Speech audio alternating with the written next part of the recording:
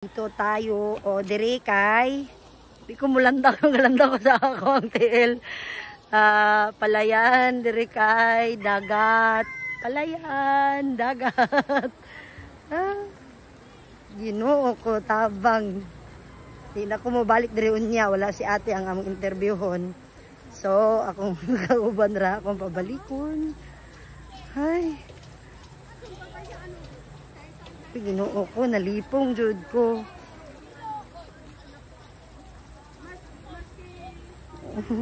So inggan ani no, ang beauty sa field worker kunuhay, charas.